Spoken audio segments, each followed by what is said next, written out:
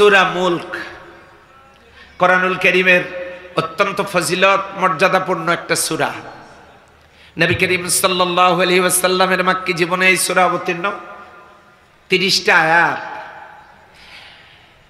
মুসনাদ আহমদ এই কিতাবে হযরত আবী হুরায়রা রাদিয়াল্লাহু তাআলা আনহু থেকে বর্ণিত, তিনি বলেন এই সূরা কিয়ামতের দিন এর পাঠকারীর ব্যাপারে জান্নাতের ফয়সালা না হওয়া পর্যন্ত আল্লাহর সাথে এই সূরা মনোকষ্ট নিয়ে অপেক্ষায় থাকবেন। এই সূরা মুলক আল্লাহকে বলবেন যে আল্লাহ, যে লোকটা এই সূরা পাঠ করেছে, এই লোকটা যে লোকটা এই সূরা পাঠ করেছে এবং এই সূরার আমল করেছে, আমি তাদের ব্যাপারে জান্নাতের ফয়সালা না হওয়া পর্যন্ত আমি আপনার সামনে থেকে সরছি না। এই সূরার মনোকষ্ট দেখে আল্লাহ তাআলা সূরার পাঠকারী আমলকারীকে মাফ করে জান্নাতের ফয়সালা দিয়ে দিবেন। আমরা সেই সূরার একটি মাত্র আয়াত থেকে আলোচনা শুনব ইনশাআল্লাহ। ওমা তাওফীকি ইল্লা বিল্লাহ। আল্লাহ রাব্বুল আলামিন বলেন, আল্লাযী খালাকাল মাউতা ওয়াল হায়াত, যিনি আল্লাযী যিনি খালাকা সৃষ্টি করেছেন, মাউতা ওয়াল হায়াত হায়াত মৌতের স্রষ্টা যিনি, লিয়াবলুয়াকুম পরীক্ষা করবার জন্য তোমাদেরকে, আইয়ুকুম আহসানু আমালা তোমাদের মধ্যে কে উত্তম আমলকারী, ওয়াহুয়াল আজিজুল গফুর আর তিনি তো মহাপরাক্রমশালী এবং ক্ষমাশীল। এ হচ্ছে আয়াতের অর্থ। আমরা এখান থেকে কি জানব? সূরা মুলকের 2 নম্বর আয়াত থেকে আমাদের কি জানার আছে? তিনি সেই আল্লাহ যিনি আমাদেরকে সৃষ্টি করেছেন, শুধু সৃষ্টিই করেননি, আমাদের জন্য হায়াত মউত এই দুইটা জিনিসও তিনি সৃষ্টি করেছেন। আল্লাহ রাব্বুল আলামিন আমাদেরকে মৃত্যু থেকে জীবন দান করেছেন। কিভাবে? কাইফা তাকফুরুনা বিল্লাহি ওয়া কুনতুম আমওয়াত ফাআহইয়াকুম সুম্মা ইউমীতুকুম সুম্মা ইউহয়ীকুম সুম্মা ইলাইহি তুরজাউন। কষ্ট হচ্ছে আপনাদের? একটু অপেক্ষা করেন, ইনশাআল্লাহ আমরা একটা কাঙ্ক্ষিত জায়গায় গিয়ে পৌঁছতে পারবো। আল্লাহ যেন তৌফিক দান করেন, বলে আমিন। ওই আল্লাহকে তোমরা কেমনে অস্বীকার করবে? তোমরা মৃত্যু ছিলে, আমরা জীবন পেয়েছি 5 বার। প্রথমবার জীবন পেলাম রুহের জগতে, দ্বিতীয়বার জীবন পেলাম মাতৃগর্ভে গর্ভে 4 মাস বয়সে, তৃতীয়বার আমরা জীবন পাবো কবরে, চতুর্থবার আমরা জীবন পাবো হাসরে। তাফসীরের কিতাবে বর্ণিত চূড়ান্ত ফয়সালা হয়ে যাওয়ার পর আমরা আবার পুনরায় একটি পুনরুজ্জীবন পাবো, সুন্দর জীবন পাবো জান্নাতে। বলেন আলহামদুলিল্লাহ। এই 5 জায়গায়, তার মধ্যে বর্তমানে আমরা দ্বিতীয় জায়গায় অবস্থান করছি। 1 নম্বরে আলমে আরওয়া চলে গেছে রুহের জগতে, দ্বিতীয় হচ্ছে বুতুনি উম্মাহা মায়ের পেটে আমরা জীবন পেয়েছি, যে জীবন নিয়ে দুনিয়াতে এসেছি। সুম্মা নুখরিজুকুম তিফলা, আল্লাহ বের করে দিয়েছেন মায়ের পেট থেকে, এখন সেই জীবন নিয়ে আমরা আছি। আমাদের আগে অনেকেই চলে গেছেন, আমরা অনেককেই চলে যেতে দেখেছি, আমরা অনেকেই চলে যাব, সবাই চলে যাব কোনো একদিন। যাব কোথায়? বলে কবরে, আলমে বারজাক, এই কবরে যাব। মৌতের কথা যেহেতু আসছে আগে, আল্লাযী খালাকাল মাউতা ওয়াল হায়াত, আল্লাহ হায়াত মৌতের স্রষ্টা। এই মৃত্যুবরণ করে যখন কবরে যাব, কবরের প্রশ্ন তিনটা, মনে আছে আপনাদের? প্রথমটা মান রব্বুকা, যে হুজুর এটা আমরা জানি, মান রব্বুকা, কিন্তু এই প্রশ্নটা কিন্তু রাজনৈতিক প্রশ্ন। আপনাদেরকে একটু চিন্তা করতে হবে। মান রব্বুকা, এখানে নামাজের প্রশ্ন নেই, রোজার প্রশ্ন নেই, হজের প্রশ্ন নেই, জাকাতের প্রশ্ন নেই, জিকিরের প্রশ্ন নেই, বিয়ে শাদীর প্রশ্ন নেই, শিক্ষার প্রশ্ন নেই, সংস্কৃতির প্রশ্ন নেই। প্রশ্ন মান রব্বুকা। কোরআনুল কারীমে এই রব শব্দের 19টা অর্থ, এগুলোকে যদি সামারাইজ করা যায় মোটামুটি 5টা অর্থে দাঁড় করানো যায়। তার মধ্যে একটা অর্থ হলো সার্বভৌম। তার মানে মান রব্বুকা, তুমি সার্বভৌমত্ব মেনেছো কার? আইন মেনেছো কার? এই প্রথম প্রশ্ন মান রব্বুকা, সার্বভৌমত্ব মেনেছো তুমি কার? এই প্রশ্নটা নামাজ রোজার ধর্মীয় প্রশ্ন নয়, এই প্রশ্নটা রাজনৈতিক প্রশ্ন। আপনাকে বুঝতে হবে সার্বভৌমত্ব মেনেছি কার, আইন মেনেছি কার, এই প্রশ্নের উত্তর কবরে দিতে হবে। নাম্বার 1। নাম্বার 2, ওমা দীনুকা, দিন মানে দল, দিন মানে আদর্শ, দিন মানে জীবন ব্যবস্থা। ওমা দীনুকা, তুমি কোন দলের কর্মী, কোন আদর্শের লোক, কোন জীবন ব্যবস্থা মেনেছো? এখানেও নামাজের প্রশ্ন নয়, রোজার প্রশ্ন নয়, হজের প্রশ্ন নয়, জাকাতের প্রশ্ন নয়, এখানেও রাজনৈতিক প্রশ্ন। আমার দীনুকা, তুমি কোন আদর্শের লোক, তুমি কোন দলের লোক, কোন জীবন ব্যবস্থা মেনেছো? দ্বিতীয় প্রশ্ন। তৃতীয় প্রশ্ন আমার নবিয়ুকা। নাবা, সূরা নাবা, নাবা মানে ব্রেকিং নিউজ, সংবাদ শিরোনাম, হেডলাইন্স, হ্যাঁ, সে গরম খবর। আম্মা ইয়াতাসালুনা আনিন নাবাইল আযীম, এই নাবা, নাবা মানে সংবাদ শিরোনাম, নবী মানে মেসেঞ্জার। আল্লাহ সুবহানাহু ওয়া তাআলা তার নবীকে সংবাদ বাহক হিসেবে আমাদের জন্য প্রেরণ করলেন। কবরের 3 নম্বরের প্রশ্ন আমার নবিয়ুকা, তুমি যে দল করেছো, তুমি যে আদর্শ মেনেছো, তুমি যে জীবন ব্যবস্থা মেনেছো, সেই পার্টির নেতাকে, সেই পার্টির লিডারকে। 3 নম্বরের প্রশ্নটাও নামাজের প্রশ্ন নয়, রোজার প্রশ্ন নয়, হজের প্রশ্ন নয়, জাকাতের প্রশ্ন নয়, ধর্মীয় প্রশ্ন নয়। 3 নম্বরের প্রশ্নটাও রাজনৈতিক প্রশ্ন। প্রশ্ন তিনটাই রাজনৈতিক, সেটা কবরে। দুনিয়া ভাড়া বাড়ির মতো, ছাড়তে হবে আমাদেরকে এই দুনিয়া। আস্তে করে বলেন ঠিক কিনা? থাকতে চাইলেও আপনি থাকতে পারবেন না। আল্লাহ তাআলা বলেছেন, আইনামা তাকুনু ইউদরিকুমুল মাউতু ওয়ালাউ কুনতুম ফি বুরুজিম মুশাইয়্যাদা। তুমি বিরাট বড় অট্টালিকার মাঝে থাকলেও মালাকুল মউতের হাত থেকে বাঁচার কোনো উপায় নাই। ফাইদা জাআজালুহুম লা ইস্তাখিরুনা সাআতাম ওয়া লা ইস্তাকদিমুন। ওই সময়টা যখন এসে যাবে, এক মুহূর্ত কম বেশি করার কোনো সুযোগ নেই।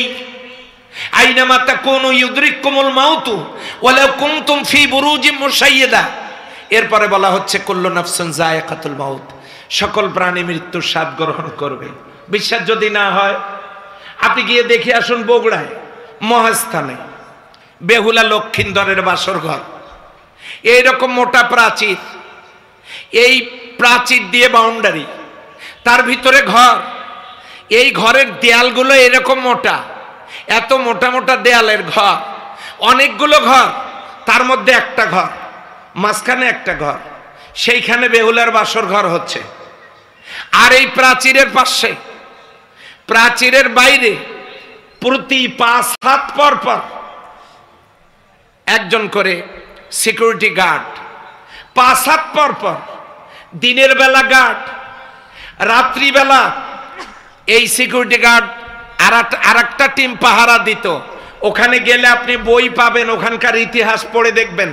মাত্র 5 হাত পর পর এই সিকিউরিটি গার্ড, যারা মশাল জ্বালিয়ে 5 হাত পর পর আলো হাতে দাঁড়িয়ে থাকতো। একটা পিপিলিকা গেলে দেখা যায়, একটা মশা গেলেও দেখা যায়। এইরকম নিরাপত্তা ব্যবস্থা সেখানে। বগুড়ার মহস্থান গড়ে বেহুলা লক্ষিন্দরের বাড়িতে এত সিকিউরিটি যেখানে, এত মোটা প্রাচীর যেখানে, এত মোটা দেয়াল যেখানে, অনেকগুলো ঘর যেখানে, অনেকগুলো ঘরের মাঝখানে একটা ঘর যেখানে, ওই জায়গায় বেহুলার বাসর হচ্ছে। বেহুলার স্বামী লক্ষিন্দর, স্বামী স্ত্রী দুইজন বাসর ঘরে।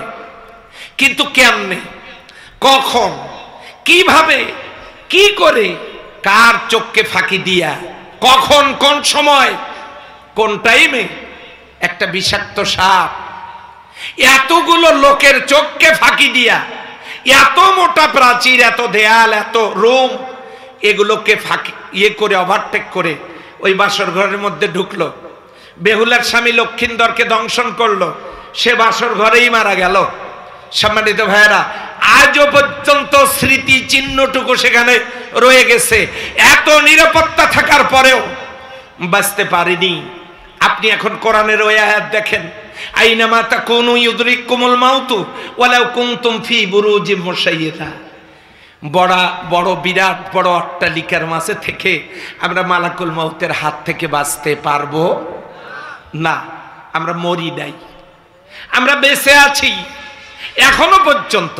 জবান খুলে বলেন আলহামদুলিল্লাহ। কিন্তু মরবো না তার কি কোনো গ্যারান্টি আছে? আমরা মরবই, নিশ্চিত দুনিয়া থেকে বিদায় নিয়ে চলে যাব। ওই কবরে যাচ্ছি, রাজনৈতিক প্রশ্ন তিনটা, উত্তর তো আমাদেরকে অবশ্যই রেডি করা দরকার। আশা করি শেষান্তে গিয়া উত্তরটা চলে আসবে। এরপরে আল্লাহ বলেছেন ওয়াল হায়াত কাইফা তাকফুরুনা বিল্লাহি ওয়া কুনতুম আমওয়াত। ওই আল্লাহকে কেমনে অস্বীকার করবে, তোমরা মৃত্যু ছিলে। ফাহিয়াকুম, তিনি তোমাদেরকে জীবন দান করেছেন। সুম্মা ইউমীতুকুম, আবারও আমরা মরব। সুম্মা ইউহয়িকুম, তিনি আমাদেরকে জিন্দা করবেন আবার। আমরা হায়াতে বেঁচে আছি, আল্লাহ সুবহানাহু ওয়া তাআলা বাঁচায় রাখছেন খাবার দিয়া। কি খাবেন? গোশত, 34 রকমের গোশত হালাল। গোশত খাবেন না মাছ খাবেন? 450 রকমের মাছ হালাল। মাছ খাবেন না ডিম খাবেন? কয়েক প্রকারের ডিম হালাল। ডিম খাবেন না সবজি খাবেন? বহু রকমের সবজি হালাল। সবজি খাবেন না ফল খাবেন? হরেক রকমের ফল।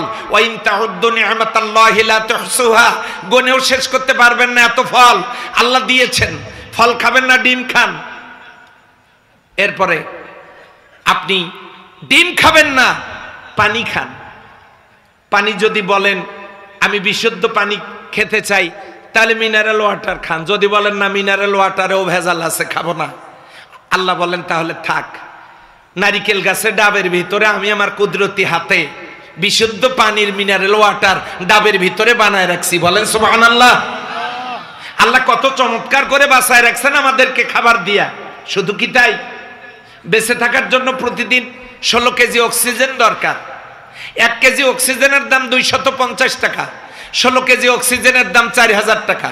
প্রতিদিন আল্লাহ সুবহানাহু ওয়া তাআলা আমাদেরকে 4000 টাকার অক্সিজেন দিয়ে বাঁচায় রাখছেন প্রতিদিন।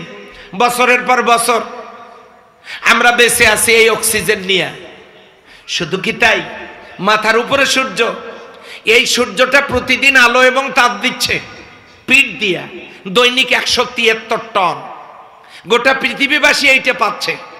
এই সূর্যের 12টা মুখ, এগুলো দিয়ে বুধ, শুক্র, মঙ্গল, ইউরেনাস, নেপচুন, প্লুটো, ভলকান, এক্স, পিস্তলেস্টার, বাকি গ্রহ নক্ষত্রগুলোকে এই 12টা মুখ দিয়ে প্রতিদিন আলো এবং তাপ দিচ্ছে 30 লক্ষ টন।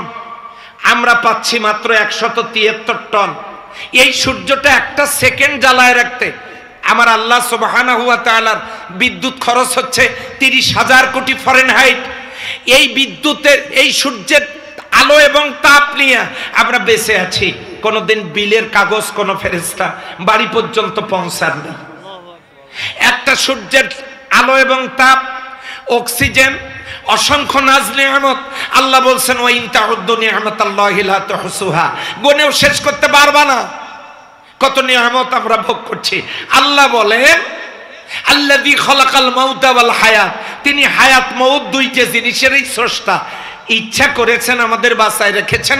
যাদেরকে তিনি উঠায় নেওয়ার ইচ্ছা করেন তিনি তাকে উঠায় নেন, মোটেও কাল বিলম্ব করেন না। ফাইদা জা আজালুহুম লা ইস্তাখিরুনা সাআতাম ওয়া লা ইস্তাকদিমুন। ওই সময়টা যখন এসে যায় একটু কম বেশি করা হয় না। আওয়াজ দিয়ে বলেন আল্লাহু আকবার। হায়াত মউত দুইটা জিনিস সামনে দিলেন। বাঁচতে চান কতদিন? 100 বছর। 100 বছর বাঁচতে চাইলে আপনি যদি বাঁচেন, 100 বছর বয়সের লোকেরা নিজেই আজরাইলকে ডাকে। আশপাশে কত মানুষ মারা যায়, আজরাইল মনে হয় আমাকে চোখে দেখে না, এরকম কথা গ্রামের লোকেরা বলে না? বলে না? আচ্ছা বলে, কানে শোনে না, চোখে দেখে না। বেঁচে থাকাটাই তার জন্য একটা কঠিন অবস্থা, এই জন্য মরতে চান তিনি। তো 100 বছর আল্লাহ যদি হায়াত দেন, বাঁচলাম। 200 বছর, কয়শো বছর বাঁচতে চান? মরা তো লাগবেই, এজন্য মরতেই যেহেতু হবে, ভাড়া বাড়ি ছেড়ে যখন দিতেই হবে, তখন আল্লাহ বলছেন তোমরা যারা বাঁচার প্রতিযোগিতায় অবতীর্ণ হয়েছ, বাঁচতে চাও, আমার গাড়ি বাড়ি সম্পদ টাকা পয়সা সব আছে, ছেলে মেয়ে চাকরি বাকরি ব্যবসা বাণিজ্য সব আছে, কিন্তু এগুলোকে আমাকে আটকাতে পারবে? আমাকে আটকাতে পারবে না। আল্লাহ বোঝাচ্ছেন বাঁচার প্রতিযোগিতায় যদি নেমে পড়ো বাঁচতে পারবো না। আর যদি জীবনকে বাজি রেখে মরণকে বরণ করে নিয়ে আমার বিধান পালনে ধাবিত হও, বান্দা তুমি মরবে না।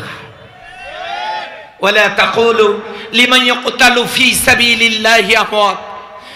আল্লাহ তাআলা বলেছেন যারা আল্লাহর পথে জীবন দেয় তারা মরে না, বাল আহইয়াউ ওয়ালাকিন লা তাশউরুন। এরা জীবিত কিন্তু তোমরা তা বুঝতে পারো না। কেমনে জীবিত? 1986 সালের ইনকিলাব পত্রিকা, সেখানে আপনি উপসম্পাদক কলামে খোঁজ করে দেখেন 1986 সালের ইনকিলাব পত্রিকা। 1940 সাল ইরাকের দজলা নদীর তীরে দুইজন সাহাবী, একজনের নাম হযরত হুযায়ফা রাদিয়াল্লাহু তাআলা আনহু, আরেকজনের নাম হযরত জাবির রাদিয়াল্লাহু তাআলা আনহু। দুজন সাহাবী ইরাকের দজলা নদীর তীরে আল্লাহর নবীর সাহাবীরা যুদ্ধ করতে এসে ওনারা ওখানে শহীদ হন, ওখানেই দাফন করা হয়। বন্যার কারণে পানি ঢুকে পড়েছে কবরের ভিতরে, লাশ দুইটা ভাসতেছে। স্বপ্নযোগে ইরাকের প্রেসিডেন্টকে স্বপ্নযোগে জানানো হলো, প্রেসিডেন্ট সাহেব, বাদশাহ, আপনার এই রাজ্যের ভিতরে ইরাকের দজলা নদীর তীরে নবীর দুইজন সাহাবী, একজনের নাম জাবির আর একজনের নাম হুযায়ফা রাদিয়াল্লাহু তাআলা আনহুমা, দুইজনের কবরের মধ্যে পানি ঢুকে পড়েছে। এই লাশগুলো যদি কবর থেকে বেরিয়ে যায় তাহলে পৃথিবীতে মারাত্মক ঘটনা ঘটে যাবে। বাদশাহ স্বপ্ন দেখার পরে তিনি এ ব্যাপারে নীরব। বাদশাহ যখন নীরব, একই স্বপ্ন একই রাতের শেষ অধ্যায়ে ইরাকের গ্রান্ড মুফতি ফয়সালকে এই স্বপ্ন দেখানো হয়েছে। স্বপ্নযোগে তিনি যখন দেখলেন নবীর দুজন সাহাবীর লাশ কবরে পানিতে ভাসতেছে, তিনি গিয়ে বাদশার সাথে শেয়ার করলেন, এমন একটা স্বপ্ন দেখলাম। বাদশাহ বললেন যে একই স্বপ্ন আমিও দেখেছি। সঙ্গে সঙ্গে ইরাকের গ্রান্ড মুফতি ওই জায়গায় চলে গেলেন কেরেন নিয়ে যখন সেখানে গেলেন এই লাশ দুটাকে সংরক্ষণের জন্য, তখন কেরেনটা ওখানে লাগানোর সাথে সাথেই লাশগুলোকে আর হাত দিয়ে তোলা লাগে নাই, আস্তে করে লাশগুলো কেরেনের উপরে উঠেছে, পানি থেকে ওখানে গেছে। এরপরে লাশ উপরে তোলা হলো, তামাম দুনিয়ায় খবর পৌঁছে গেল বিশ্বনবীর আদরের সাহাবীদের লাশ সেখানে দেখার সংবাদটা পৃথিবী থেকে লক্ষ লক্ষ মুসলমানেরা, আল্লাহ প্রেমী রাসূল প্রেমী সাহাবে প্রেমী মানুষেরা নবীর সাহাবীদের লাশ দেখার জন্য সেখানে গেলেন।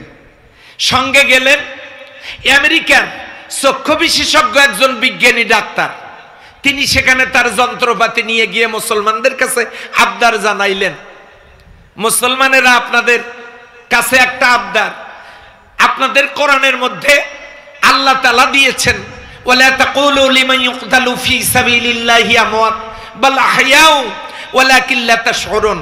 আল্লাহর পথে যারা জীবন দেয় তারা মরে না, তারা জীবিত। তো আল্লাহর হাবিবের সাহাবী, আপনাদের দেয়া তথ্য অনুযায়ী 2 জন সাহাবীর লাশ পেয়েছেন আপনারা। আমি একটু পরীক্ষা করে দেখতে চাই সাহাবীরা কি জীবিত নাকি মৃত। মুসলমানরা ইজমা করে 2 জন সাহাবীর লাশ পরীক্ষা করার সুযোগ দিলেন। তখন আমেরিকার চক্ষু বিশেষজ্ঞ ডাক্তার বিজ্ঞানী রাসূল সাল্লাল্লাহু আলাইহি সাল্লামের এই 2 জন সাহাবীর একজন সাহাবীর চোখের মধ্যে যন্ত্র ফিট করলেন, করে এবারে উনি চোখের রেটিনা, চোখের ভিতরের অবস্থা দেখেই বুঝতে পারবেন তারা জীবিত না মৃত। যন্ত্র সেট করার পর নিজের চোখ যখন লাগায় দিয়েছেন, ওখান থেকে পিছন দিক দিয়ে ছিটকে অনেক দূরে গিয়ে তিনি পড়েছেন। পড়ে যখন কাঁপছিলেন, লোকেরা তাকে ধরে এরপরে তাকে স্বাভাবিক হওয়ার পর জিজ্ঞাসা করলেন, কি ব্যাপার, আপনি এইরকম করছেন কেন, কাঁপছেন কেন? উনি দাঁড়ায় বললেন, আশহাদু আল্লা ইলাহা ইল্লাল্লাহ ওয়া আশহাদু আন্না মুহাম্মাদান আবদুহু ওয়া রাসূলুহু। তিনি কালিমা পাঠ করলেন এবং বললেন, সম্মানিত ভাইয়েরা, ওই বিজ্ঞানী তখন বললেন, আমি চোখে যন্ত্র ফিট করে দিয়া পরীক্ষা করে দেখি রাসূলুল্লাহ সাল্লাল্লাহু আলাইহি সাল্লামের এই 2 জন সাহাবী জিন্দা আছেন। সম্মানিত হাজিরিন, আল্লাহ তাআলা কোরআনুল কারীমের ভিতরে ওই কথাটাই বলেছেন, আল্লাহর পথে যারা জীবন চলে যায় তারা মরে না, বাল হায়াউ, তারা জীবিত। তো আল্লাহর জন্য জীবন কর্ম আল্লাহর জন্য যদি হয় তাহলে আমরা মরবো না, আর বাঁচার প্রতিযোগিতায় অংশগ্রহণ করলে আমরা বাঁচতে পারবো না। আমাদের সামনে 2টা জিনিস আছে, একটা হায়াত, একটা মৌত। আমার কথা কি বুঝতে কষ্ট হচ্ছে আপনাদের? হায়াত মৌত 2টা জিনিস আমাদের সামনে আছে। কেন আল্লাহ দিলেন? লিয়াবলুয়াকুম, আমি তোমাদেরকে পরীক্ষা করতে চাই, যেন পরীক্ষা নিতে পারি। আইয়ুকুম, তোমাদের ভিতরে কে আহসানু আমালা, উত্তম আমল করে। আচ্ছা, আপনি উত্তম আমলের কথা বলবেন, আল্লাহ বলেন নামাজ উত্তম আমল, রোজা উত্তম আমল, হজ উত্তম আমল, যাকাত উত্তম আমল, পিতামাতার খেদমত উত্তম আমল। তো এগুলো আপনি বলবেন, বলতে থাকেন, অসুবিধা তো নাই। কিন্তু এই আমলের আগে হায়াত মৌতের কথা আসলো কেন? কারণটা কি? What is the cause? কি কারণ আগের দিকে হায়াত মৌতের কথা নিয়ে আসার? আল্লাহ বুঝাচ্ছেন, আমি তোমাদের পরীক্ষা নেব। লিয়াবলুয়াকুম, তোমাদের পরীক্ষা করার জন্য। আইয়ুকুম, তোমাদের মধ্যে কে আহসানু আমালা, উত্তম আমল করে। এই উত্তম আমল আবার কোন উত্তম আমল? যে উত্তম আমল করতে গেলে হায়াতের প্রশ্ন, মৌতের প্রশ্ন। এই উত্তম আমল আবার কোন উত্তম আমল? আসেন দেখে আসি এটা কোন উত্তম আমল। যে উত্তম আমল করতে গিয়া নবী করিম সাল্লাল্লাহু আলাইহি ওয়াসাল্লাম সালাত আদায় করেছেন 11 বছর কয়েক মাস। খুব ভালো করে কান লাগান। বিশ্বনবী সাল্লাল্লাহু আলাইহি ওয়াসাল্লাম শৈশব কৈশোরের 17 বছর তিনি নবী ছিলেন না, নামাজ নেই। 17 থেকে যৌবনের 23 বছর 40 পর্যন্ত তিনি যুবক ছিলেন, নবী ছিলেন না, নামাজ ছিল না। 40 বছর বয়সে নবুয়ত পেলেন। মেরাজে গিয়ে নামাজ ফরজ 10 বছর। ওই 10 বছরে তার উপরে নামাজ ফরজ ছিল না, মেরাজের রাতে নামাজ ফরজ। আর সেই নামাজ তিনি পড়েছেন 11 বছর কয়েক মাস। 11 বছর কয়েক মাস সালাত আদায় করলেন নবীজি। 17 ওয়াক্ত নামাজ জীবনে তার কাজা হয়েছে ওই উত্তম আমল করতে গিয়ে। কি সেই উত্তম আমল? আল্লাহর জমিনে কোরআনের সমাজ প্রতিষ্ঠিত করতে গিয়া তিনি জীবনে 27টা যুদ্ধে অংশগ্রহণ করেছেন। একটি যুদ্ধেও তিনি পরাজিত হন নাই। সুবহানাল্লাহ বলবেন না? তিনি এই যুদ্ধ পরিচালনা করতে গিয়ে তার জীবন থেকে 17 ওয়াক্ত ফরজ নামাজ কাজা হয়েছিল। কাজা নামাজ আদায় করেছেন পরে, কিন্তু কাজা করেছেন।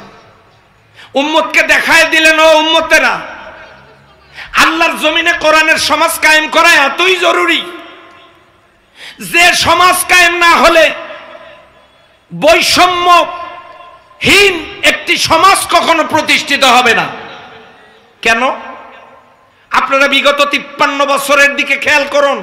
স্বাধীনতার পরে 53টা বছর রাষ্ট্রীয় ক্ষমতায় যারা ছিলেন সবাই মুসলিম মায়ের সন্তান। শতকরা 91% মুসলমানের দেশে শুধুমাত্র কোরআনের আইন চালু না থাকবার কারণে কোন সরকারের পক্ষেই, কোন ওই চেয়ারপারসনের পক্ষেই, যারাই চেয়ারে গিয়েছে তারাই চেয়ারপারসন, তারাই প্রেসিডেন্ট ক্ষমতায় যারা ছিলেন, তারা কেউই একটি দুর্নীতিমুক্ত সমাজ উপহার দিতে পারেননি, ক্ষুধা দারিদ্র মুক্ত সমাজ উপহার দিতে পারেননি, কেউই পারেননি সুস্থ সংস্কৃতি চালু করতে, কেউই পারেননি বৈষম্যহীন একটি সমাজ গড়তে।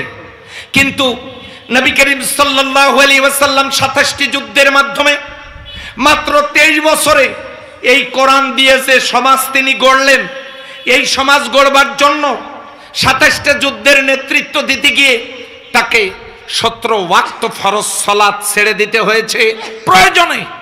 উম্মতের সামনে দলিল আল্লাহর জমিনে দিন কায়েমের গুরুত্ব কত বেশি কোরআনের সমাজ প্রতিষ্ঠার, যে জন্য স্বয়ং আল্লাহর হাবিব ফরজ সালাত কাজা করেও যুদ্ধ করেছেন। আমাদের দেশের লোকেরা রোজাকে অনেক গুরুত্ব দিয়ে থাকেন, গুরুত্ব দেওয়া দরকার, কিন্তু নবীজি রোজা করেছেন 8 বছর। খুব ভালো করে শোনেন, 8 বছর। হিজরত করে যাওয়ার 2 বছর পরে রোজা ফরজ হয়েছে। 8 বছর রোজা করতে গিয়ে রোজা ছেড়ে দিয়েছেন 2 দিন, 2 বার। মক্কা এই বদরের যুদ্ধের দিন 17ই রমজানে ফরজ রোজা ছেড়ে দিয়েছেন, ছেড়ে দিয়ে যুদ্ধ করেছেন। সাহাবীদেরকে বলেছেন তোমরাও ছেড়ে দাও, আজকে যারা বীরত্বের পরিচয় দেবে তারাই আল্লাহর কাছে প্রিয় বান্দায় পরিণত হবে, তোমরা খাবার খেয়ে রোজা ছেড়ে দাও। সাহাবা আজমাইনগণ রোজা ছেড়ে দিয়েছেন। শুধু কি তাই? আপনি লক্ষ্য করুন, মক্কা বিজয়ের সময় আমরা যারা আজকে এখানে টুপি পরে আছি, বিশ্বনবী টুপি খুললেন, রুমাল খুললেন, জুব্বা জামা পাগড়ি খুললেন, সব খুলে 2 টুকরা কাপড় পরলেন। 1 টুকরা কাপড় কোমরে, আর 1 টুকরা কাপড় কাঁধে। এই ইহরামের কাপড়, কাফনের কাপড় তিনি পরলেন। 10,000 সাহাবীকে ওই কাপড় পরালেন, পরায়া তিনি মিছিল করলেন। মিছিলে নেতৃত্ব দিচ্ছেন বিশ্বনবী। স্লোগান কি জানেন? লাব্বাইক আল্লাহুম্মা লাব্বাইক, লাব্বাইক লা শারীকা লাক লাব্বাইক, ইন্নাল হামদা ওয়ান নি'মাতা লাকা ওয়াল মুলক লা শারীকা লাক। এই মিছিল তিনি শুরু করলেন মদিনায়। 10,000 সাহাবীকে নিয়ে এই মিছিল নিয়ে যাচ্ছেন মক্কায়। মক্কার কাফেরেরা ভয়ে পালায় গেল। মুসলমানেরা টুপি, পাঞ্জাবি, রুমাল, জুব্বা, পাগড়ি সব খুলে কাফনের কাপড় পরে মিছিল করতেছে। সম্ভবত তারা জীবন দিবে, কিন্তু মক্কা ছেড়ে দেবে না। ওরা পালায় গেল। দিনটা ছিল 18ই রমজান। বিশ্বনবী রোজা ছেড়ে দিলেন। মক্কা বিনা যুদ্ধে বিজয় হয়ে গেল। চিল্লায়া বলেন সুবহানাল্লাহ। এরপরে আসেন নবী করিম সাল্লাল্লাহু আলাইহি ওয়াসাল্লাম, আমরা কিবলাটা কোন দিকে আমরা মুখ করে সালাত আদায় করি বলেন তো? পশ্চিমের দিকে। কোন দিকে? কিবলার দিকে। নবী করিম সাল্লাল্লাহু আলাইহি সাল্লাম কিবলামুখী হয়ে সালাত আদায় করতেন। কিন্তু মক্কা ছেড়ে হিজরত করে মদিনায় চলে গেলেন। যাওয়ার পর 3টে ইহুদি গোত্র, আউস, খাজরাজ, বনি কাইনুকা, 3টে ইহুদি গোত্র আর মুসলমানেরা, এই 4 দল। খুব ভালো করে শোনেন, কয় দল? আওয়াজ নাই।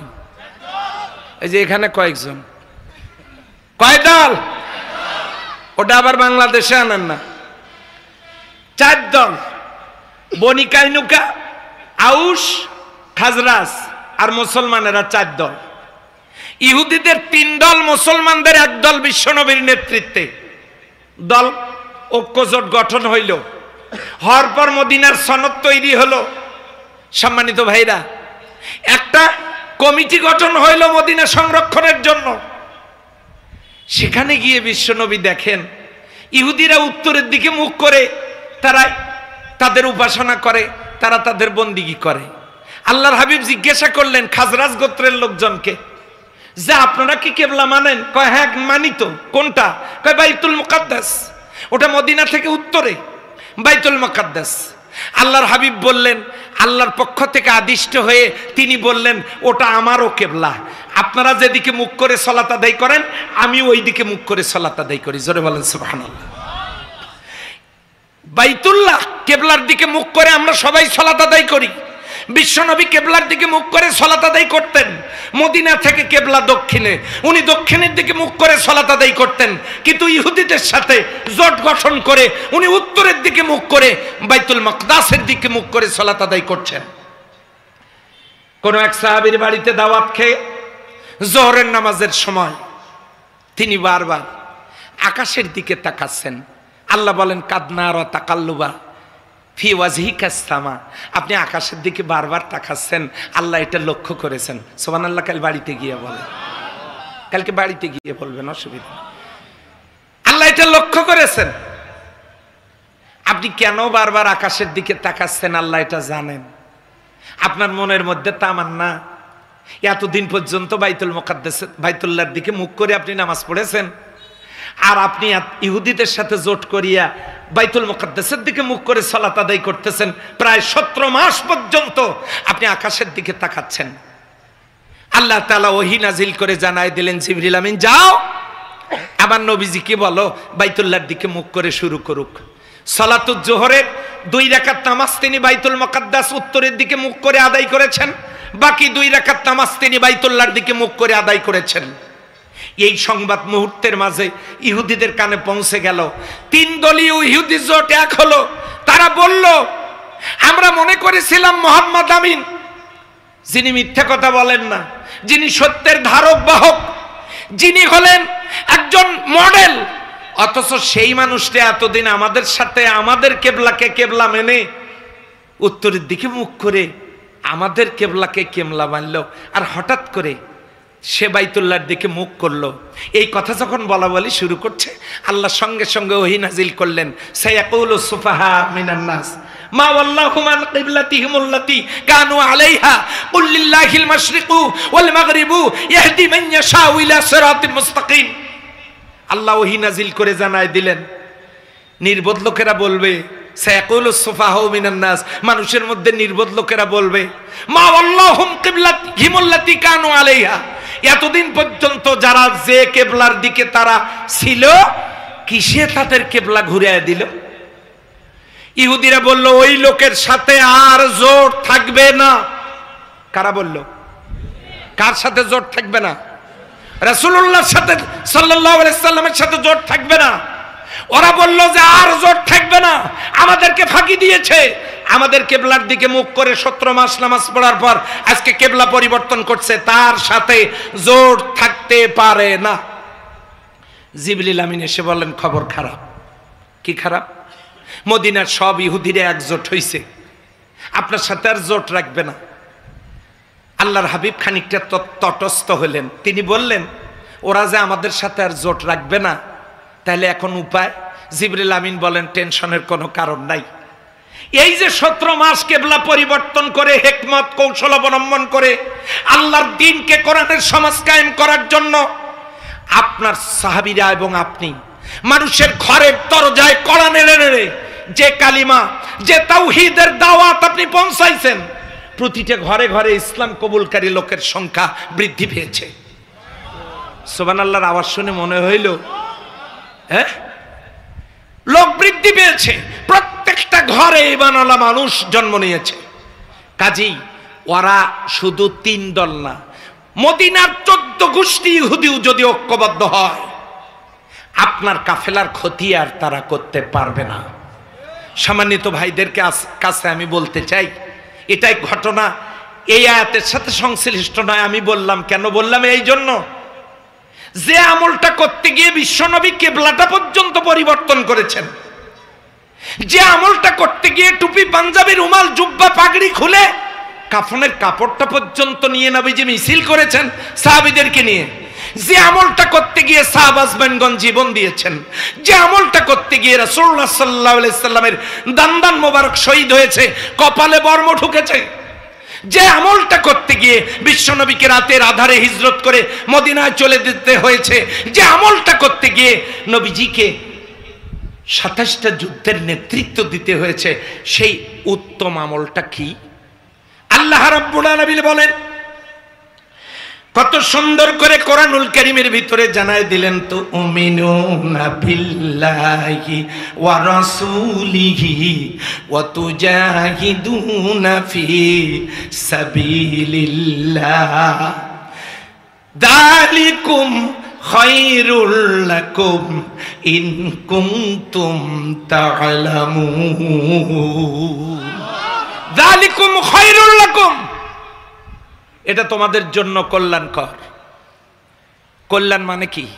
খায়ের মানে কি বলেন তো? খায়ের মানে উত্তম, খায়ের মানে ভালো। আল্লাহ বলেছেন লিয়াবলুয়াকুম আইয়ুকুম আহসানু আমালা, আমি দেখব তোমাদের মধ্যে কে উত্তম আমল করে, উত্তম আমলকারী কে, এটা দেখব, এর পরীক্ষা আমি নেব। এই জন্য হায়াত মউত দুইটা সামনে রাখছি। আমি দেখতে চাই কারা জীবনকে বাজি রেখে মরণকে বরণ করে নিয়ে আল্লাহর জমিনে আল্লাহর দ্বীন কায়েমের কাজটা করো। আর এই কাজটা করতে গেলে বাঁচতেও পারো, বাঁচতেও পারো, মরতেও পারো। এই জন্য লিয়াবলুয়াকুম আইয়ুকুম আহসানু আমালা, উত্তম আমলের জন্য পরীক্ষা নেবেন। তার আগের দিকে খলাকাল মাউতা ওয়াল হায়াত, বাঁচা মরার বিষয়টা কি? বিশ্বনন্দিত মুফাসসিরে কোরআন একজন ভালো মানুষ চিকিৎসার নামে বের করলেন, করে কেমনে কেমনে কায়দা করে তাকে মেডিসিন প্রয়োগ করে মেরে ফেললেন। আহা, কোরআনের একটা জ্বলন্ত প্রদীপ নিভে গেল।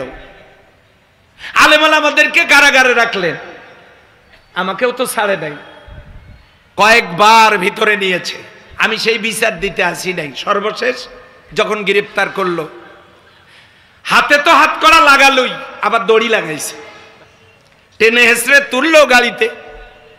আমি একটু বসতে চেয়েছিলাম, তো আমাকে বলল আমার মতো জঙ্গি সন্ত্রাসীর জন্য নাকি সরকার গাড়ি কেনে নাই। লম্বা মানুষ, দাঁড়িয়ে থাকতে পারছিলাম না পিকআপ ভ্যানে, রুকুর হালতে ওই ভাবেই নিয়ে যাওয়া হলো তাদের জায়গায় নিয়ে গিয়া, তারপরে টেনে হেসড়ে নামানো হলো। নামানোর পর একটা রুমে যাওয়া হলো, নিয়ে গিয়ে তারা রুমের আলোটা অফ করে দিল। এরপর আমার চোখ দুটো বেঁধে ফেললো, তারপরে নিয়ে গেল তাদের জায়গায়। এরপরে চললো তাদের মতো করে নির্যাতন। এই যে ঘটনাটা, এই ঘটনাটা তো স্বাভাবিক ঘটনা, শুধু আলেম ওলামা না, এ দেশবাসী নির্যাতিত, নিপীড়িত, নিষ্পেষিত, নিগৃহীত, পদদলিত, লাঞ্ছিত ছিল। কথা বলেন ঠিক কিনা? কত মায়ের কোল খালি হয়েছে, কত মানুষের উপরে নির্যাতনের স্টিম রোলার চালানো হয়েছে, দেশটাকে মৃত্যু পুরীতে পরিণত করা হয়েছে। সম্মানিত হাজিরিন, আল্লাহ রাব্বুল আলামিন বলে দিচ্ছেন সূরা নিসায়, ওয়া মালাকুম, তোমাদের হলোটা কি? লা তুকাতিলুনা ফি সাবিলিল্লাহি ওয়াল মুস্তাদআফিনা মিনার রিজালি ওয়ান নিসাই ওয়াল বিলদানিল্লাযীনা ইয়াকুলুনা রাব্বানা আখরিজনা মিন হাযিহিল ক্বরিয়াতিজ যালিম আহলুহা ওয়াজআল লানা মিন লাদুনকা ওয়ালিয়্যা ওয়াজআল লানা মিন লাদুনকা নাসীরা। আল্লাহ বলছেন তোমাদের হলোটা কি? তোমাদের কি হলো?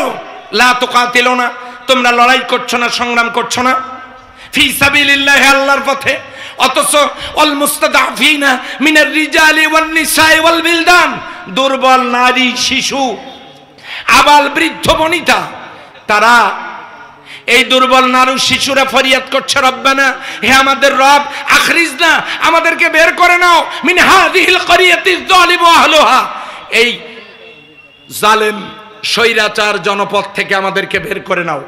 ওয়াজআল লানা মিন লাদুনকা ওয়ালিয়্যা ওয়াজআল লানা মিন লাদুনকা নাসীরা, তোমার পক্ষ থেকে আমাদের জন্য একজন সাহায্যকারী এবং একজন অভিভাবক প্রেরণ করো।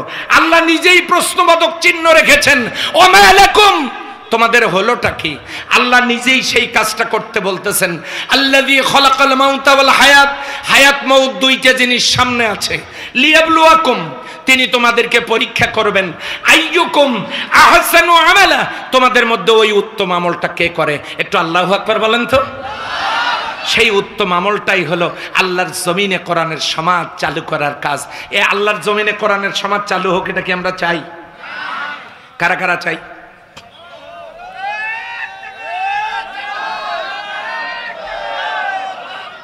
আলহামদুলিল্লাহ, আলহামদুলিল্লাহ, এটা আমরা চাই। এটাকে বলে দিন কায়েম। দিন মানে কি? জীবন ব্যবস্থা। এই জীবন ব্যবস্থাটা কায়েম। আমাদের জীবন ব্যবস্থাটার নাম কি? কায়েম মানে কি? পড়ে থাকা জিনিস দাঁড় করায় সোজা করা। কোরআন আছে সবার ঘরের ভিতরে, পড়ে আছে। মসজিদগুলো তাকে পড়ে আছে, মাদ্রাসাগুলোতে পড়ে আছে, কোরআন পড়ে আছে। এটাকে তুলে দাঁড় করানো, তার মানে এর মধ্যে যতগুলো আইন আছে এর আইনগুলো জমিনে বাস্তবায়ন করা, এর নাম হলো কায়েম করা। কথা বলেন ঠিক কিনা? এটার নাম কায়েম করা। সম্মানিত ভাইয়েরা, যদি কাজটা না করি, সহিহ মুসলিম 1271 নম্বর হাদিস, আন আবি হুরায়রা রাদিয়াল্লাহু তাআলা আনহু قال قال رسول الله صلى الله عليه وسلم من مات ولم يغزو ولم يحدث به نفسه مات على الشعبة من النفاق। যে লোকটা মারা গেল অথচ সে গাজওয়া করে নাই। গাজওয়া করা মানে লড়াই করা, সংগ্রাম করা, আন্দোলন করা, চেষ্টা করা। আল্লাহর জমিনে আল্লাহর দ্বীন কায়েমের জন্য আন্দোলন, লড়াই, সংগ্রাম, চেষ্টা করে নাই। ওয়ালাম ইউহাদ্দিস বিহি নাফসাহু, মনে প্রাণে চায়ও নাই আল্লাহর জমিনে কোরআনের সমাজ, আল্লাহর দ্বীন কায়েম হোক, এটা চায়ও নাই। আল্লাহ রাসূল বলেছেন মাতা আলা শুবাতি মিনান নিফাক, এই লোকটার মৃত্যু হবে মুনাফিকের মৃত্যু। কিসের মৃত্যু হবে? মুনাফিকের মৃত্যু। আর মুনাফিকের ঠিকানাটা কোথায় বলেন তো? সম্মানিত ভাইরা, আওয়াজ দিয়ে বলেন, মুনাফিকের ঠিকানা কোথায়? এই জন্য এই কাজটা আবাল বৃদ্ধ বনিতাকে করা দরকার। আব্দুল্লাহ ইবনে জুমুর রাদিয়াল্লাহু তাআলা আনহু নবীর একজন পঙ্গু সাহাবী। কাঠের উপর ভর করে নবীর দরবারে গিয়ে দেখেন অনেক লোক তার বক্তব্য শুনতেছেন। নবীজিকে জিজ্ঞাসা করেন, ইয়া নবী আল্লাহ সাল্লাল্লাহু আলাইহি সাল্লাম, এই লোকগুলো কারা? বলতেছে, আমি সেনাবাহিনীতে সৈন্য রিক্রুট করছি, এগুলো যুদ্ধের ময়দানে যাবে। হযরত ইবনে জুমু বলেন, আমার নামটাও লেখেন। আল্লাহর নবী আকাশের দিকে তাকায় মুচকে হাসি দিয়ে বললেন, যাও ছুটি, তোমাকে আল্লাহ যুদ্ধের ময়দান থেকে রুখসত দিয়েছেন, তোমার পরিবারের কেউ থাকলে পাঠাও। ইবনে জুমু বাড়িতে গিয়ে তার বড় ছেলেকে ডাক দিয়ে বলে, যুদ্ধের সাজে সজ্জিত হও। কপালে চুমু দিয়ে বলে, এই রাস্তায় যাও, নবীর সাহাবীরা যুদ্ধে যাচ্ছে। দ্বিতীয় ছেলেকে ডেকে বলেন, তুমিও যাও। তৃতীয় ছেলে, তুমিও যাও। চতুর্থ ছেলেকে বুকে জড়ায় নিয়ে বলে, বাবা তুমি বাড়িতে থাকবা কেন? কিন্তু তোমাকে বিদায় দেওয়ার পর আমি বাবা বলে আর কাউকে বাড়িতে ডাকবো এমন কেউ থাকলো না। না থাক, আল্লাহর হাবিব বেঁচে থাকলে আমাদের সব আছে, সব থাকবে, তুমিও যাও। চারটে ছেলেকে বের করে দিয়েছে আল্লাহর রাসূল সাল্লাল্লাহু আলাইহি সাল্লামের সাহাবীদের সাথে যুদ্ধের ময়দানে। এখন পিছনে দাঁড়ায়া পঙ্গু ইবনে জুমু তিনি দোয়া করতেছেন, আল্লাহ আমার এই চারটে ছেলেকে তোমার দ্বীনের জন্য শহীদ হিসেবে কবুল করে নিয়ে শহীদের পিতা হওয়ার তৌফিক তুমি আমাকে দান করো। ছেলে চারজন চলে গেল। এখন তিনি সালাত আদায় করবেন। সাইড থেকে এক ছোট্ট বালক এসে বলতেছেন, চাচা জান আপনার ছোট ছেলেটা কই? ও আমার বন্ধু, আমার খেলার সাথী। ইবনে জুমু রাদিয়াল্লাহু তাআলা আনহু বলেন যে তোমার খেলার সাথী, তোমার বন্ধু আল্লাহ রাসূল সাল্লাল্লাহু আলাইহি সাল্লামের যুদ্ধের কাফেলায় চলে গেছে। ওই বাচ্চাটার হাতে খেলনা ছিল, কিছু খাবার ছিল। খাবারগুলো আর খেলনাগুলো ফলায়া দিয়া তিনি দৌড় দিয়েছেন। ওই ছোট্ট বাচ্চাটা ওই মদিনায় থেকে কি লাভ? যে মদিনায় নবী নাই। ওই মদিনায় থেকে কি লাভ? যে মদিনায় আমার খেলার সাথী নাই, আমিও চললাম। এই কথা শোনার পর পঙ্গু সাহাবী ইবনে জুমু রাদিয়াল্লাহু তাআলা আনহু আর ধৈর্য ধারণ করে থাকতে পারলেন না। তিনিও রওনা করলেন যুদ্ধের ময়দানে। গিয়ে দেখেন রাসূলুল্লাহ সাল্লাল্লাহু আলাইহি সাল্লামের চতুর্পাশে তার চারটি ছেলে যুদ্ধ করতে করতে শহীদ হয়ে গেল। এবারে নিজে তরবারি ধরেছেন। কাফেরেরা দেখলো পঙ্গু মানুষ যুদ্ধ করে, পিছন দিক থেকে কোপ মেরে দুই টুকরা করে ফালায়া দিয়েছে। যুদ্ধ শেষ, সাহাবারা ফিরতেছেন। ইবনে জুমুর স্ত্রী ডাক দিয়ে বলেন, ও নবীর সাহাবীরা, তোমরা যে ফিরে আসছো, যুদ্ধের ময়দানের খবর বলো। সাহাবাজগণ বললেন, খবর আর কি, তোমার 4টে ছেলে শহীদ, আর কি খবর নিবা? তিনি ছুটে চলছেন যুদ্ধের ময়দানে। এরপর পথের মধ্যে আরেকজনকে জিজ্ঞাসা করে, বলো তো সাহাবী, নবীর সাহাবী, যুদ্ধের ময়দানের খবর কি? ওই সাহাবী বলেন, তোমার যে স্বামী এসেছিলেন তিনি 2 টুকরা হয়ে ওহুদের ময়দানে পড়ে আছেন। তখন ওই মহিলা বলেন, কে শহীদ হয়েছে শুনতে চাই না, বরং তোমরা বলো আল্লাহর নবী কেমন আছেন। সেখানে গিয়া নবীজিকে দেখে, আহত অবস্থায় দেখে রাসূলুল্লাহ সাল্লাল্লাহু আলাইহি ওয়াসাল্লামকে সালাম দিলেন। আল্লাহর হাবিব জবাব দিলেন। এবার এই মহিলা বলতেছেন, স্বামী সন্তান সবাই শহীদ, আপনি বেঁচে আছেন, এটা আমার বড় সান্ত্বনা। ইয়া নবী আল্লাহ সাল্লাল্লাহু আলাইহি ওয়াসাল্লাম, আপনার কাছে আমার একটা দরখাস্ত ছিল। আমার স্বামীর লাশটা যদি বাড়িতে নিয়ে যাওয়ার সুযোগ দিতেন, আমিও তো মারা যাব, তার লাশে কবরের পাশে আমার কবরটা হইতো, আমরা স্বামী স্ত্রীর কবরটা এক জায়গায় হইতো। আল্লাহ রাসূল সাল্লাল্লাহু আলাইহি ওয়াসাল্লাম অনুমতি দিলেন, নিয়ে যাও। লাশটা মোড়ানো হলো, উটের পিঠে তোলা হবে নিয়ে আসার জন্য। যেই না উটের লাগাম ধরে টান দিয়েছে, উট বসে পড়েছে। এই উট আর ওঠে না। উট বদল করা হলো, সে উট বসে পড়লো, আর ওঠে না। আল্লাহর হাবিব সাল্লাল্লাহু আলাইহি সাল্লামের কাছে সংবাদ চলে গেল, ইবনে জবর লাশ নিয়ে উঠ যাচ্ছে না। তখন আল্লাহর হাবিব আকাশের দিকে তাকালেন, চোখের পানিগুলো ছেড়ে দিয়ে জিজ্ঞাসা করলেন, ইবনে জবর স্ত্রী, তোমার স্বামী বাড়ি থেকে আসার সময় কি কিছু বলেছিল? কয়, হ্যাঁ বলেছিল। কি বলেছিল? বলেছিল, আল্লাহ, আমার এই পঙ্গু দেহটাকে নিয়ে আমি যুদ্ধের ময়দানে গেলাম, যুদ্ধের ময়দান থেকে আমার এই দেহটাকে আর তুমি বাড়িতে ফিরে দিও না। আল্লাহর হাবিব বলেন, ইবনে জমর স্ত্রী, শোনো, তোমার স্বামীর শাহাদাতকে আল্লাহ এমন ভাবে কবুল করেছেন, তুমি শত চেষ্টা করে লাশ এখান থেকে নিয়ে যেতে পারবা না, লাশ এখানেই দাফন হবে। আর এই পঙ্গু সাহাবী ইবনে জমু শাহাদাতের মর্যাদা নিয়ে কিয়ামতের ময়দানে শহীদদের কাতারে দাঁড়াবে। আমি এই কথা বললাম এই জন্য, একজন পঙ্গু মানুষ যদি ছেলে সন্তান নিজের জীবনটা পর্যন্ত কোরবানি দিয়ে আল্লাহর জমিনে আল্লাহর দ্বীন কায়েমের জন্য লড়তে পারেন, আমাদের আরো কতদিন সময় লাগবে এই কাজটা শুরু করতে?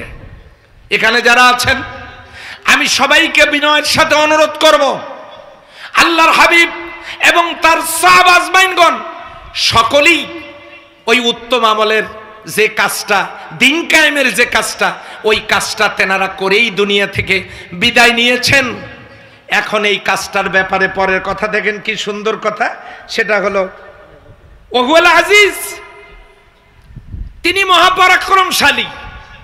এই কাজটা যদি শুরু করে দাও, পৃথিবীর এমন কোন শক্তি নাই তোমাদেরকে পরাস্ত করতে পারে, কোন শক্তি নেই। আমি আজিজ, আমি মহাপরাক্রমশালী। আল্লাহ বলছেন আমি পরাক্রমশালী, তোমরা শুধু মাঠে নামো। তাতানাজ্জালু আলাইহিমুল মালায়েকা, প্রয়োজন যদি হয় আমি আসমান থেকে ফেরেশতা নাজিল করে তোমাদেরকে সাহায্য করব। তোমাদের কাজ হলো শুধু মাঠে নামা। আর 2 নাম্বার ওয়াল গফুর, ওই কাজটা করতে গিয়ে তোমাদের যদি কোনো ভুলও হয়, ভুল ত্রুটি মানুষের হতেই পারে, এই কাজ করতে গেলে তোমাদের যদি কোনো ভুলও হয়, কোনো ভুল ত্রুটিও হয়, ওয়াল গফুর, আমি আল্লাহ তোমাদেরকে ক্ষমা করে দেব। সুবহানাল্লাহ বলবেন না?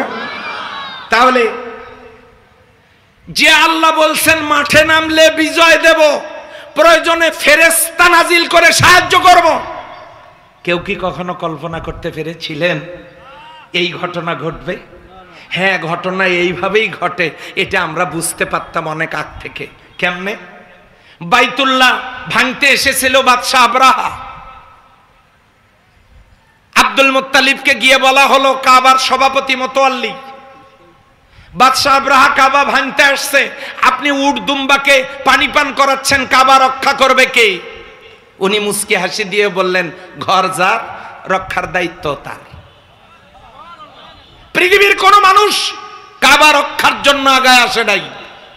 আল্লাহ বললেন তাই তো, ওয়ারসালা আলাইহিম তয়রান আবাবিল, ছোট্ট ছোট্ট পাখি প্রেরণ করে এই হস্তি বাহিনীকে ফাজালাহুম কাসফিম মাকুল, একেবারে চিবানো ভুসির মতো জমিনের সাথে মিশায় দিয়েছেন কে?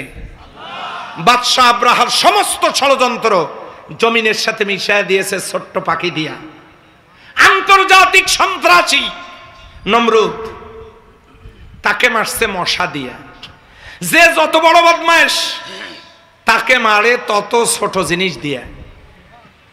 ফেরাউনকে চুবায় মারছে পানিতে। শুধু কি দেয়? Abu Jahl top terror in the earth, গোটা পৃথিবীর ভিতরে একজন সন্ত্রাসী। এই আবু জেহেলকে আল্লাহ মারছেন মাজ আর মুআব্বাজের মতো ছোট্ট ছোট্ট দুইজন শিশু সাহাবীকে দিয়ে। সম্মানিত ভাইয়েরা, এভাবে পৃথিবীর ইতিহাস পড়ে দেখুন। মোহাম্মদ বিন কাসিম 17 বছরে ভারতের সিন্ধু বিজয় করেছেন। ইতিহাস পড়ে দেখুন। আজকের যুগে যারা ইসলামের দুশমন, আলেমের দুশমন, দেশের দুশমন, মানবতার দুশমন, শিক্ষা সংস্কৃতি অর্থনীতির দুশমন, তাদেরকে আল্লাহ বিদায় করেছেন ছোট্ট ছোট্ট শিশু, তরুণ, যুবকদেরকে দিয়ে। কথা বলেন ঠিক কিনা? সে আল্লাহ আছেন তো নাকি? আল্লাহ বলেছেন মাঠে নামার দায়িত্ব শুধু তোমাদের। তোমরা যদি মাঠে নামতে পারো, ওয়াল গফুর ওয়াল আজিজুল গফুর, আমি মহাপরাক্রমশালী। আমার কাছে মাঠে নামার পর তোমাদেরকে মাঠে নামাই দিয়ে আমি তামাশা দেখব, এমন তো আমি নই। প্রয়োজন হয়, যদি হয়, তাতানাজ্জালু আলাইহিমুল মালায়েকা, ফেরেশতা নাজিল করে সাহায্য করব। শুধু তাই না, ওই কাজ করতে গিয়ে যদি ভুল ত্রুটি কিছু হয়েও যায়, আল গফুর, আমি আল্লাহ তোমাদেরকে মাফ করে দেব। সূরা মুলক, মুলক শব্দের অর্থ রাজত্ব। অনেকেই বলেন এই রাজনীতি, অর্থনীতি, এগুলা কথা কোরআনে নাই। সূরাটার নামই রাজত্ব। সুবহানাল্লাহ বলবেন না? ওই সূরার 2 নম্বর আয়াতে কত চমৎকার কথা আল্লাহ বলে দিলেন। সে কারণে আমি আপনাদেরকে পরিশেষে যে কথাটা বলতে চাই, মরবই তো। মরবো না ভাই? বলেন তো মরবো না? মরবো। আজকে বাড়িতে যাবেন, আজকে বাড়িতে যান, গিয়ে আপনি ড্রেসিং টেবিল অথবা আয়নার সামনে নেন, সামনে নিয়ে জিজ্ঞাসা করেন, তুমি কি সেই আজকে রাত্রে মারা গেলে শেষ রাতে ফজরের আগে তোমাকে বেডের উপর থেকে নিচে নামানো হবে, কালকে সকালবেলা গোসল দিয়ে তোমাকে কাফন পরায় জানাজা শেষে এমন একটা জায়গায় রেখে আসা হবে, ঘরটা পোকামাকড়ের ঘর, গাছতলায়, বাঁশতলায়, জঙ্গলের ভিতরে, কেউ তোমার সাথী হবে না, একটা বিছানা নাই, একটা বালিশ নাই, ওখানে তোমাকে রেখে আসা হবে। আহা, মাত্র 9 দিন পর মাথার চুলগুলো খুলে খুলে পড়বে। 9 থেকে 18 দিনের মধ্যে পেটটা ফেটে যাবে, হাড়ের উপরের গোশতগুলো খুলে খুলে পড়বে, আঙ্গুলগুলো খুলে পড়বে। তুমি কি সেই যেখানে যাচ্ছ আর ফিরে আসতে পারবে না? তুমি কি সেই যার কাছে যাচ্ছ প্রতিটি কর্মের হিসাব তোমাকে দিতে হবে? তুমি তো যাচ্ছ, তুমি কি সেই প্রস্তুতি কি কিছু গ্রহণ করেছ? এই কথা কয়টা বলার পর রুমের বাতিটা অফ করে দিয়ে বেডের উপরে শুয়ে পড়ুন। শুয়ে পড়ে রুমটা অন্ধকার করে দরজা জানালা বন্ধ করে দিয়ে, বাতি লাইট বন্ধ করে দিয়ে শুয়ে পড়ুন। মনে করুন আপনি এখন কবরে আছেন।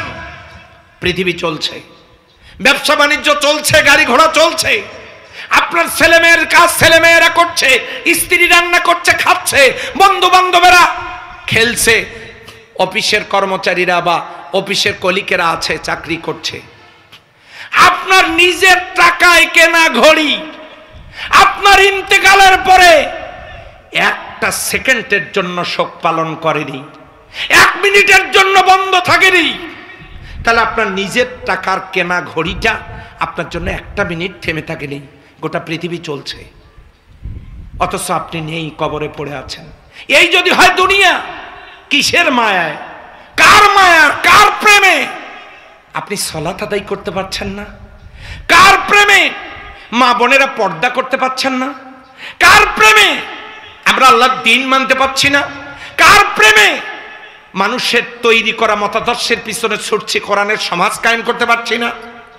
সুতরাং ওই আল্লাহর কাছে দাঁড়ানোর আগে আমাদেরকে কবরের 3টে প্রশ্নের উত্তর জবাব রেডি করে নিয়ে যাওয়া দরকার। মান রব্বুকা রাজনৈতিক প্রশ্ন, আইন মেনেছো কার? ওমার দিনুকা কোন দলের কর্মী, আদর্শ মেনেছো কার? ওমান নবিয়ুকা তোমার নেতাকে। এই প্রশ্নের জবাব দেওয়ার জন্য আমরা যদি সিদ্ধান্ত গ্রহণ করতে পারি, সেই সিদ্ধান্ত হতে হবে আল্লাহর জমিনে কোরআনের সমাজ কায়েম করার কাজ নিজে করা, পরিবারকে করানো এবং এই কাজের জন্য দাওয়াতি কাজ করা। যদি করতে পারি তবেই মিলবে দুনিয়া এবং পরকালে অবারিত করুণা এবং রহমত, যেতে পারবো জান্নাতে, যার ঘোষণা আল্লাহ দিয়েছেন সূরা আলী ইমরানের 142 নম্বর আয়াতে, আম হাসিবতুম আন তাদখুলুল জান্নাহ ওয়া লাম্মা ইয়ালামিল্লাহু আল্লাযীনা জাহাদু মিনকুম ওয়া ইয়ালামাস সাবিরিন। তোমরা কি মনে করেছো আমি তোমাদেরকে এমনি এমনি জান্নাত দেব, অথচ আমি তোমাদের কাছ থেকে জেনে নেব না তোমরা কারা? তোমরা কারা? ওয়ালাম্মা ইয়ালামিল্লাহু আল্লাযীনা জাহাদু মিনকুম, আল্লাহর জমিনে আল্লাহর দ্বীন কায়েমের জন্য চেষ্টা প্রচেষ্টা চালিয়েছো, আর সে কাজে পরীক্ষায় কারা ধৈর্য ধারণ করেছো, এই পরীক্ষা না নিয়ে তোমাদেরকে জান্নাত দেব তোমরা কি তা মনে করেছো? তার মানে জান্নাত পেতে গেলেও কোরআনের সমাজের জন্য কাজ করার দরকার। আওয়াজ দিয়ে বলতে হবে, আছে না নাই? আসুন প্রতিটি ঘরকে কোরআনের আলোয় আলোকিত করি। আমাদের আগামী প্রজন্ম ধ্বংসের ডাল প্রান্তে চলে যাচ্ছে। যুব সমাজকে এগিয়ে আসতে হবে। যুবকরা যদি সিদ্ধান্ত গ্রহণ করে তারাই পারবে, আমার বিশ্বাস। আবু সাইদ দুহাত বাড়িয়ে দিয়ে একটা গুলি তার জন্য যথেষ্ট ছিল। বারবার বুকের মধ্যে গুলি তিনি নিয়েছেন, 4-4টে গুলি তাকে করা হয়েছে, বুকের মধ্যে এই গুলিগুলো গেছে। প্রথম গুলি লাগার পরেও তিনি বলেছেন, আমার বুকে বইছে ঝড়, বুক পেতেছি গুলি কর। সেই বুক পেতে দিয়ে গুলি যিনি ধারণ করেছেন শহীদ আবু সাইদ, তার স্বপ্ন ছিল একটি বৈষম্য মুক্ত বাংলাদেশ গড়ার। আমরা যারা এখানে বসে আছি, আবু সাইদ কবরে কাজটা যদি করতে না পারি আল্লাহর আদালতে সে অবশ্যই আমাদের বিরুদ্ধে মামলা দেবে। আমরা বৈষম্য মুক্ত সমাজ গঠন করতে হলে অতীতের 53 বছরে যে দলগুলো পারেনি, কোরআনের সমাজ দিয়ে তা সম্ভব। যদি সম্ভবই মনে করি কোরআন দিয়া, তাহলে কেন নির্বিকার ছিলাম আমরা, কেন করিনি সে কাজ? বিবেকের আদালতে নিজেকে প্রশ্ন করে আজকেই জিজ্ঞাসা করা দরকার, আদালতে আখেরাতে মুক্তি পাওয়ার জন্য আমার কর্মনীতি যথেষ্ট আছে কি? যদি তা না হয় ঘুরে দাঁড়ানোর সময় এখনই। আমি মনে করি রাজশাহীর এই ঐতিহ্যবাহী মহানগরীর আমার কলিজার টুকরা ভাই ও বোনেরা, তারা পারবেন ঘুরে দাঁড়াতে এবং পারবেন শাহজালাল শাহপরানের এই দেশটাতে কোরআনের সমাজ কায়েমের জন্য কাজকে সামনের দিকে আগায় নিতে। আমরা কি পারবো না ভাই?